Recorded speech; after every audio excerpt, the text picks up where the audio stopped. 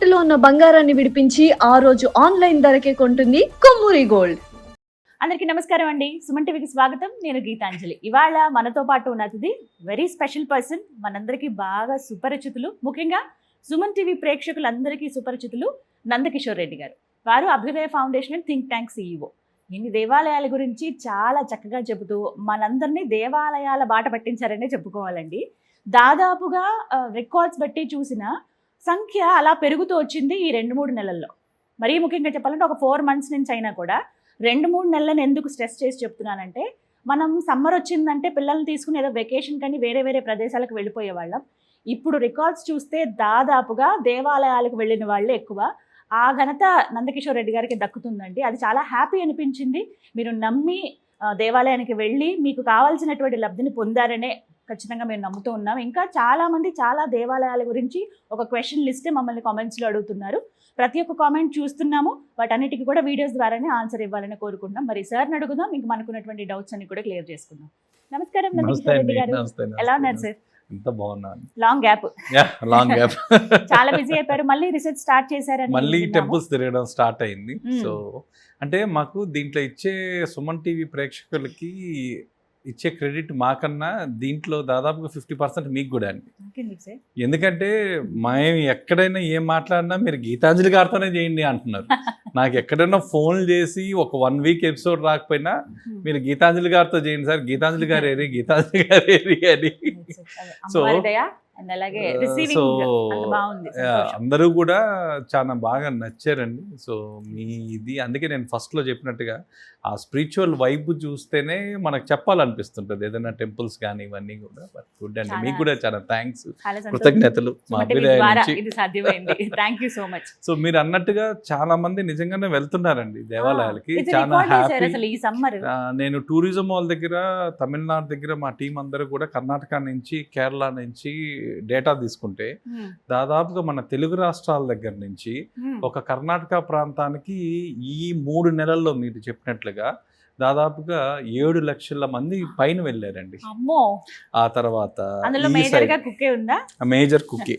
ఆ తర్వాత రెండోది రీసెంట్ గా నేను చేసిన మొన్న పోలీసు వారితో మాట్లాడుతూ డేటా తీసుకుంటుంటే కొట్టియూరు టెంపుల్ గురించి మనం ఒకటి చేసామండి. కొట్టియూరు టెంపుల్ చేయగానే మన తెలుగు వాళ్ళు ఇప్పటికే అది ఓపెన్ అయిన వారం రోజులకే దాదాపుగా 15,000 మంది పైన వెళ్ళారంటండి. అసలు నిజంగా దక్కని అదృష్టం.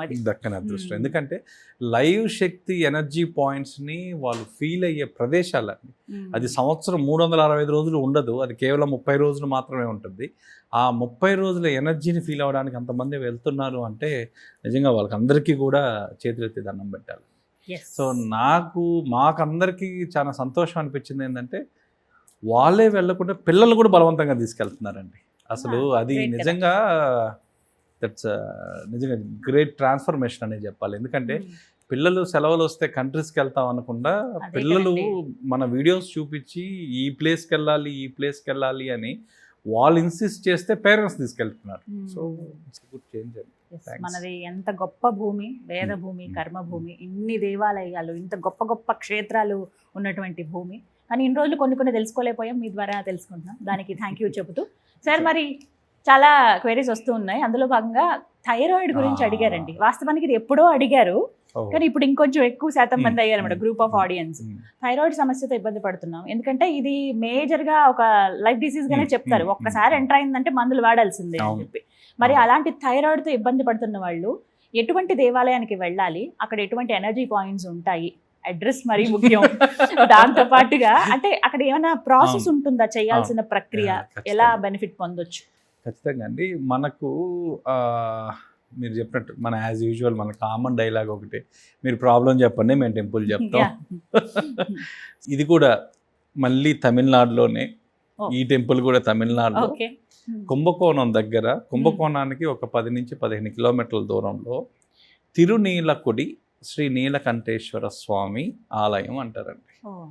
ఈ తిరునీలకుడి నీలకంఠేశ్వరుడు, మనము ఇంత మునుపు ఒక నీలకంఠేశ్వరు గురించి చెప్పుకున్నాం అండి, మీకు గుర్తుందో లేదో, తిరువిల్లా అని ఒక టెంపుల్ గురించి మాట్లాడుకున్నాం. అదేవిధంగా ఈ తిరునీలకుడి తమిళనాడు ప్రాంతంలో ఉండే ఈ టెంపుల్లో ఆ హాలాహలాన్ని విషాన్ని గొంతులో నింపుకున్నాడు కాబట్టే అతనికి నీలకంఠుడు అని పేరు పేరు వచ్చింది. వచ్చింది. అవును. సో ఆ గొంతుకు సంబంధించిన ఇష్యూస్ ఏదున్నా వీళ్ళు ఈ ఆలయాన్ని దర్శించడం వల్ల, ఈ ఆలయంలో ఒక పూజా ప్రక్రియ వల్ల వాళ్ళకున్నవన్నీ కూడా చాలా గ్రౌండింగ్ అండి. దాదాపుగా కొన్ని వేల మందే చెప్పచ్చు. ఓ. కొన్ని వేల మంది ఈ ఆలయానికి వచ్చి వాళ్ళ వ్యాధిని క్రమేప తగ్గించుకుంటా సో మెయింటైన్ చేసుకుంటా. బట్ అయితే వాళ్ళైతే అక్కడ తమిళనాడు రాష్ట్రం వాళ్ళకి అనుకూలం కాబట్టి వాళ్ళు ప్రత్యేకంగా 11 సోమవారాలు వెళ్ళడం, 6 సోమవారాలు వెళ్ళడం, ఇలాంటి వ్రతాలు చేయడం వల్ల వాళ్ళ థైరాయిడ్ నుంచి కూడా తప్పించుకున్నారు. అంటే అది పెద్దది కాకుండా తప్పించుకున్నారు. సో ఇది వచ్చి ఎక్కడుంది అంటే తిరునీలకుడి గ్రామం, కుంభకోణం దగ్గర, తమిళనాడు. అంటే కుంభకోణం నుంచి మీకు ఒక 15 నుంచి 20 కిలోమీటర్ల దూరంలో ఉంది.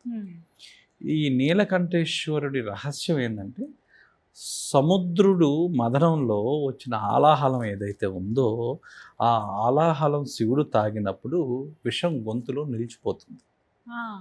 సో అందువల్ల శివుడిని నీలకంఠుడు అంటారు.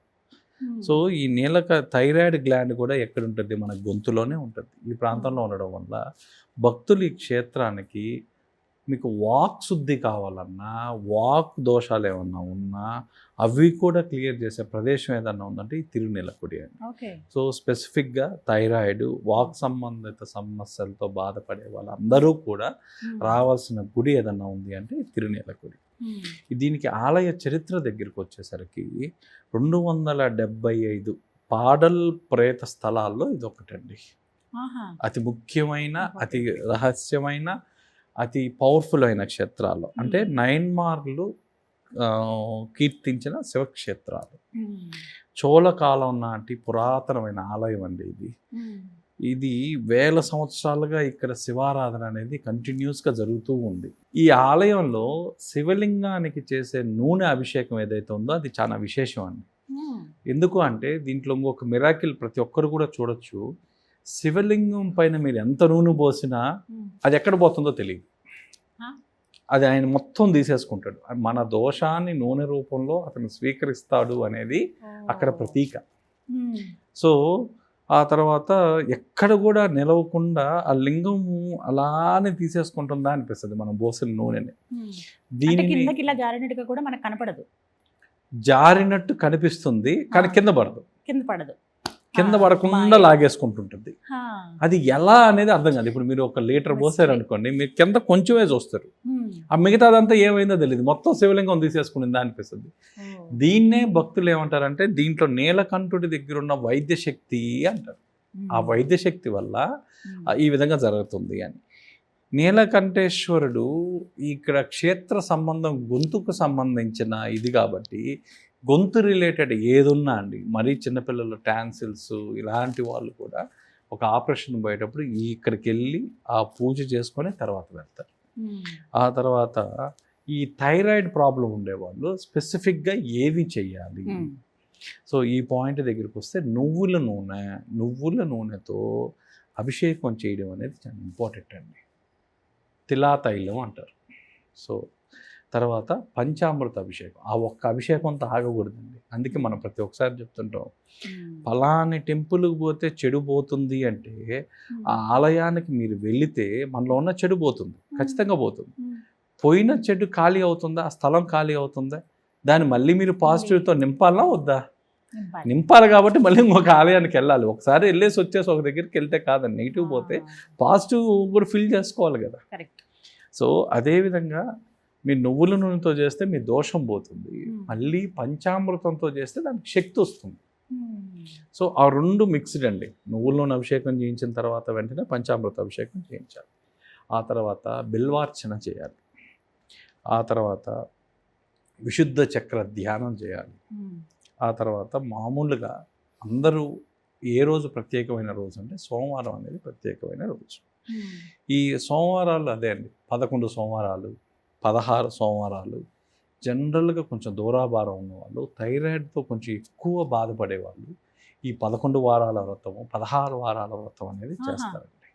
అక్కడ ఉండే వాళ్ళందరూ దూర ప్రాంతాల నుంచి కూడా చూస్తారు.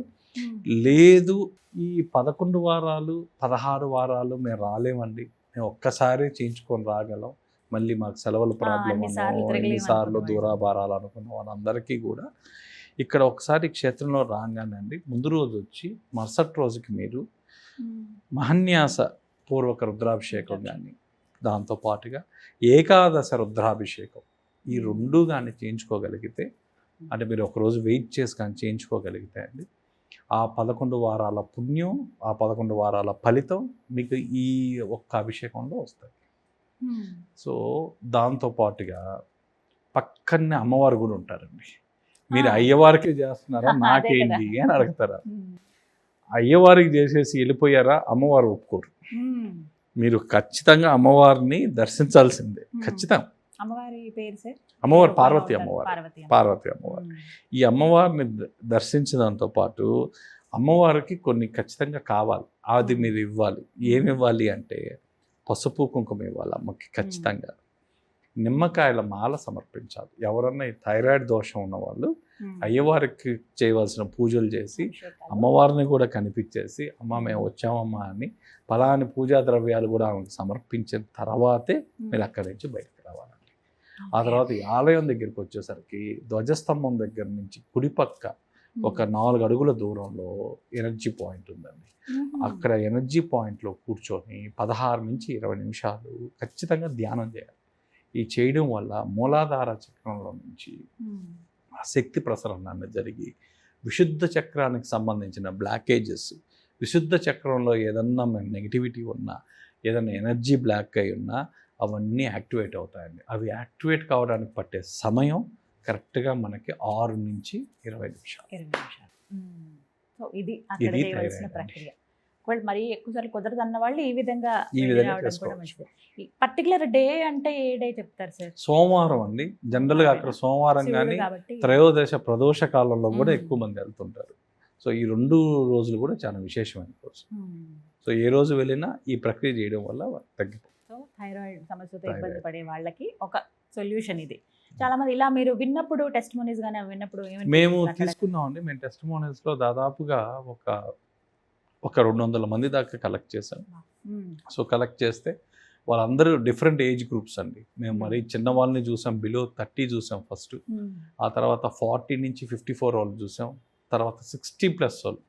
60+ వాళ్ళకి అంత ర్యాండమ్గా తగ్గకపోయినా ఇంటెన్సిటీ లేదు, ఇంటెన్సిటీ తీవ్రత అనేది తగ్గింది బాగా. వీళ్ళలో మేము కామన్గా గమనించిన పాయింట్ ఏంటంటే తీవ్రత అనేది ఎక్కడ లేదు. దానివల్ల మామూలుగా బ్యాలెన్స్ చేయడం జరిగిందే కానీ తీవ్రత లేదు. Right. So thank you sir. ఒక మంచి ఇన్ఫర్మేషన్ చాలా మందికి యూస్ఫుల్ కూడా. Yeah. ధన్యవాదాలు.